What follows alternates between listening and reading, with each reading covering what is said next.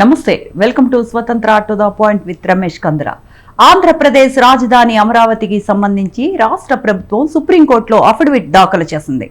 రాజధాని అంశానికి సంబంధించిన కేసుల విచారణ నేపథ్యంలో ప్రభుత్వ ప్రధాన కార్యదర్శి నీరబ్ కుమార్ ప్రసాద్ రాష్ట్ర ప్రభుత్వం తరపున 16 పేజీల అఫిడవిట్ ను సుప్రీంకోర్టుకు సమర్పించారు.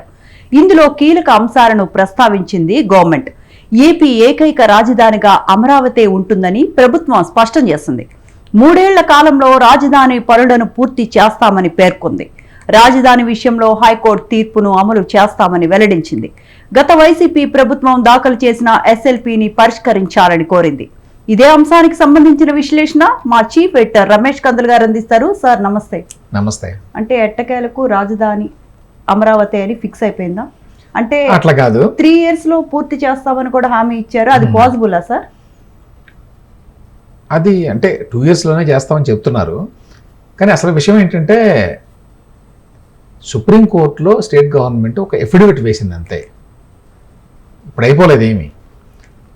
దీనికి నేపథ్యం ఏంటంటే గతంలో జగన్మోహన్ రెడ్డి 3 రాజధానులు అని చెప్పి ఒక ప్రపోజల్ పెట్టాడు.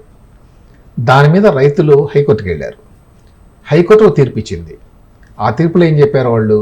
3 రాజధానుల ప్రతిపాదన చెల్లదు, రాష్ట్ర ప్రభుత్వానికి రాజధానిని మార్చేటువంటి అధికారం లేదు, అమరావతిలోనే రాజధాని కొనసాగాలి, దాని నిర్మాణాన్ని కూడా 6 నెలల్లో పూర్తి చేయాలి అని చెప్పి అప్పట్లో ఇచ్చారు హైకోర్టు డివిజన్ బెంచ్. దాని మీద జగన్మోహన్ రెడ్డి ప్రభుత్వం స్పెషల్ లీవ్ పిటిషన్ వేసింది సుప్రీంకోర్టులో. సో అది అప్పటి నుంచి పెండింగ్లో ఉంది. యాక్చువల్గా ఏంటంటే 2023లో మే జూన్ ఆ ప్రాంతంలోనే లాస్ట్ హియరింగ్ అయింది, మళ్ళీ అవ్వలేదు. అప్పుడు ఏమన్నారంటే సుప్రీంకోర్టులో బహుశా వాళ్ళు కూడా ఇది పొలిటికల్ ఇష్యూ, అల్టిమేట్గా ఒక రాజకీయ నిర్ణయం తీసుకోవాల్సిందే, ప్రభుత్వం ఇప్పుడున్న ప్రభుత్వం ఉంటుందా మారుతుందా అనే దాన్ని బట్టి నిర్ణయం కూడా ఉంటుంది అనేది పరోక్షంగా సుప్రీంకోర్టుకు కూడా తెలుసు.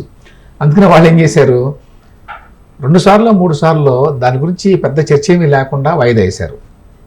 తర్వాత జూన్లోనో జూలైలోనో మేము మళ్ళీ డిసెంబర్లో వింటామని చెప్పారు. అది వచ్చింది ఇప్పుడు. అంటే ఇన్ని నెలల్లో వినలేదు అసలు ఆ కేసు. ఎందుకంటే ఏపీలో ఎలక్షన్స్ ఉన్నాయని తెలుసు కాబట్టి అని అనుకుంటున్నాను నేను. ఎందుకంటే ఎలక్షన్ అయిన తర్వాత జగన్మోహన్ రెడ్డి ప్రభుత్వం ఉంటే ఆ ఎస్ఎల్పి సీరియస్గా తీసుకోవాలి.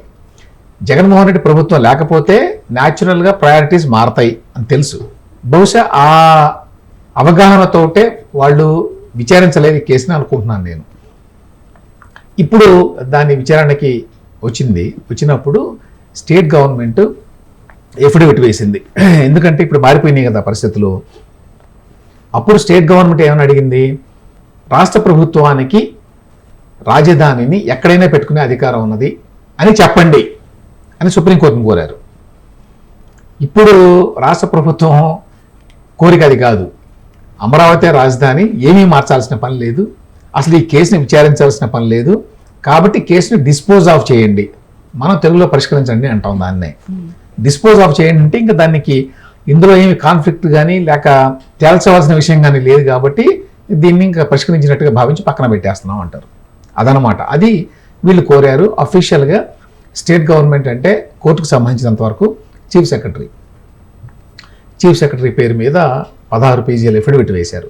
ఆ ఎఫిడవిట్లో మిగతావన్నీ పాత విషయాలే. ఏంటి, అమరావతిలోనే అన్ని నిర్మాణాలు ఉంటాయి, అక్కడే ఎమ్మెల్యేలు, అక్కడే లెజిస్లేచరు, అన్ని ఫలానా బిల్డింగ్స్, హెడ్ క్వార్టర్స్, 9 నవనగరాలు అని గతంలో చెప్పినవన్నీ మళ్ళీ చెప్పి దాంతోపాటు రైతులతో ఇట్లా ఒప్పందం చేసుకున్నాం, ఆ ఒప్పందం ప్రకారం ఈ రిటర్నబుల్ ప్లాట్స్ ఏమి ఇస్తాము, ఎట్లా ఇస్తాము, వాటికి మౌలిక సదుపాయాలు ఎట్లా కల్పిస్తాము, అవన్నీ రాశారు. సో ఫైనల్గా ఏంటంటే అమరావతికి సంబంధించి చట్టపరంగా 2 ఇష్యూస్ పెండింగ్లో ఉన్నాయి. ఒకటి జగన్మోహన్ రెడ్డి వేసినటువంటి ఈ ఎస్ఎల్పి, అది ఎలా గాల్లో వేలాడుతుంది అక్కడ సుప్రీంకోర్టులో, అది కూడా పరిష్కారం కావాలి కదా ఏదో ఒకటి, లేకపోతే డేంజర్. అది తర్వాత ఎప్పుడు ఏం తీర్పు వస్తుందో తెలియదు కాబట్టి. సో ఆ విషయానికి సంబంధించి ఒక క్లారిటీ వచ్చినట్టు స్టేట్ గవర్నమెంట్ క్లియర్గా ఒక ఎఫిడవిట్ వేసి అమరావతి రాజధాని త్వరలో దాని నిర్మాణం పూర్తి చేస్తాం అని చెప్పేశారు. ఇక రెండో ఇష్యూ ఏమున్నది ఇందులో అంటే సెంట్రల్ గవర్నమెంట్ ఒక గెజెట్ నోటిఫికేషన్ ఇవ్వాలి. మనం గతంలో కూడా మాట్లాడుకున్నాం, ఏ శర్మ గారు కూడా ఒక లేఖ రాశాడు, దాని గురించి కూడా మాట్లాడాము. ఇప్పుడు స్టేట్ గవర్నమెంట్ తర్వాత ఏం చెప్పింది అంటే, నారాయణ గారు ఇచ్చారు తర్వాత స్టేట్మెంట్, మేము ఈ విషయంలో సెంటర్ని అప్రోచ్ అవుతున్నాము, వాళ్ళకి లేఖ రాస్తున్నాము, ఏమని అమరావతి ఏపీ రాజధాని అని చెప్పి సెంట్రల్ గవర్నమెంట్ నోటిఫికేషన్ ఇవ్వమని. సో అది కూడా మేము కంప్లీట్ చేస్తాము త్వరలో అని చెప్పారు. సో ఆ రకంగా 2 లీగల్ హర్డిల్స్ ఏవైతే ఉన్నాయో, అవరోధాలు, ఆ 2 తొలగిపోతాయి. దీనివల్ల ఏమిటి ప్రయోజనం అంటే భవిష్యత్తులో ఇంకెవ్వరు ఎప్పుడు రాజధానిని మార్చడానికి అవకాశం ఉండదు. సుప్రీంకోర్టులో కేసులు ఉండవు. రెండవది సెంట్రల్ గవర్నమెంట్ నోటిఫికేషన్ ఇస్తుంది, ఇదే క్యాపిటల్ అని చెప్పి. సో ఆ తర్వాత అసలు మార్చలేరు అని కాదు, కానీ మామూలుగా సాధ్యం కాదు, చాలా కష్టం. అయితే వీటన్నిటికంటే మించి ఇంపార్టెంట్ విషయం ఏంటంటే వాళ్ళు చెప్పినట్టు 2 ఏళ్లలోనో 3 ఏళ్లలోనే నిర్మాణాలు పూర్తి చేయాలి అల్టిమేట్లీ. అవి చేయకపోతే ఎప్పుడు ఓపెన్గానే ఉంటుంది అది.